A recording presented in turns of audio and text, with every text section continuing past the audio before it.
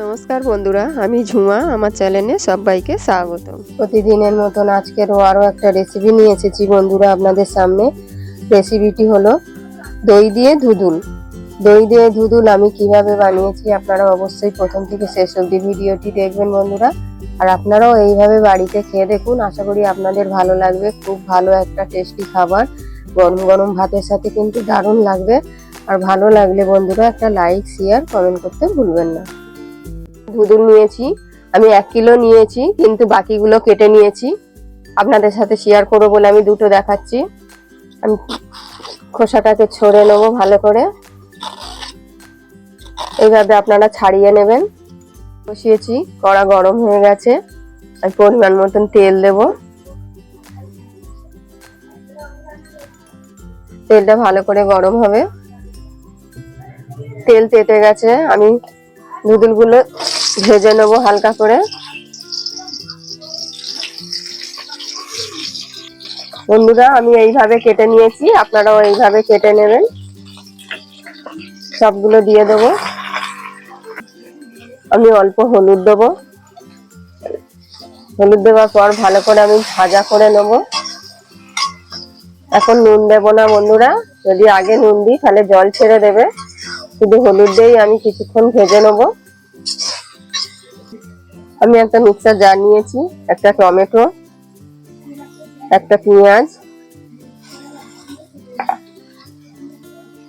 6-7 কোয়া রসুন দিয়েছি, 5-6টা কাঁচা লঙ্কা আর অল্প আদা। আমি এটাকে ভালো করে পেস্ট করে নেব মশলাটাকে। বন্ধুরা আমি কিছুটা ভেজে নিয়েছি দেখুন। এবার আমি নুন দেবো অল্প, আপনারা পরিমাণ মতন দেবেন। নুনটা দেওয়ার পরও আরো কিছুক্ষণ ভেজে নেব।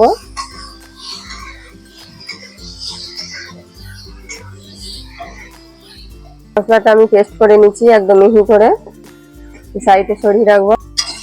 বন্ধুরা আমি অনেকটা কষিয়ে নিয়েছি, দেখুন জল বেরিয়ে গেছে। আমি এবার ঢেলে নেব।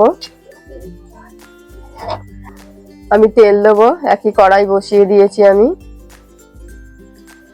তেলটা আপনাদের পরিমাণ মতন দেবেন, আমি আমার পরিমাণ মতন দিচ্ছি। দুটো শুকনো লঙ্কা দেব, লঙ্কাটা লাল হয়ে যাবে। লঙ্কাটা আমার লাল হয়ে গেছে। আমি 1 চামচ জিরে দেবো। একটা ছোট পেঁয়াজ কেটে দিয়েছি। পেঁয়াজটা আমি ভেজে নেব।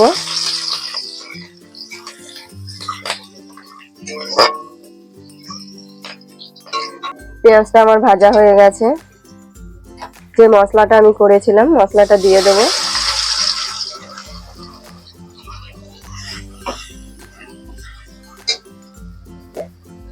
আমি পরিমাণ মতন হলুদ দেবো।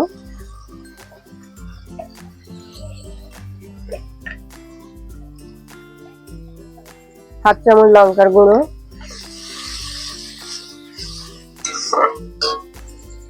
1 চামচ কাশ্মীরি লঙ্কা দেব।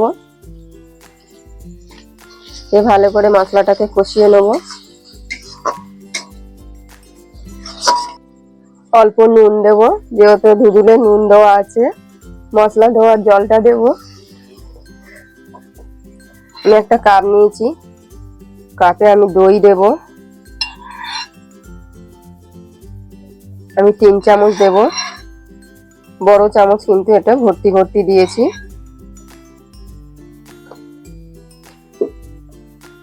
অল্প চিনি দেব।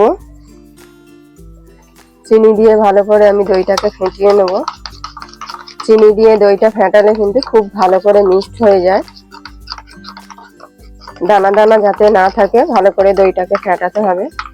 মশলাটা আমার কষানো হয়ে গেছে, দেখুন তেল ছেড়ে দিয়েছে। এবার আমি যে দইটা ফেটিয়েছিলাম দইটা দিয়ে দেবো, দিয়ে আরো ভালো করে মশলাটাকে কষাবো। দেখুন বন্ধুরা মশলাটা আমার কষানো হয়ে গেছে, তেল ছেড়ে দিয়েছে। এবার যে ধুদুলটা আমি তুলে নিয়েছিলাম দিয়ে দেবো। দিয়ে আরো ভালো করে আমি কষাবো। আমি ভালো করে নেড়ে দেবো। বন্ধুরা দেখুন, আপনারাও এইভাবে বাড়িতে খান, দেখতে কিন্তু অসাধারণ হয়েছে, দারুণ লাগবে খেতে গরম গরম ভাতের সাথে।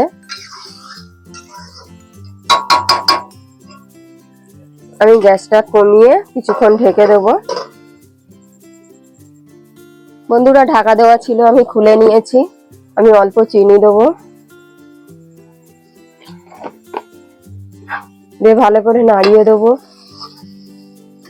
আমি এখানে কিছুটা কসুরি মেথি নিয়েছি, ভালো করে হাতে ডলে নেবো, নিয়ে আমি ছড়িয়ে দেবো।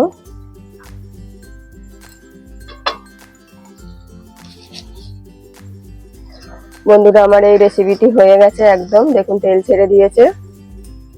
এইভাবে আপনারাও বানিয়ে নেবেন। আর এই রেসিপিটি কেমন হয়েছে অবশ্যই কমেন্টে জানাবেন।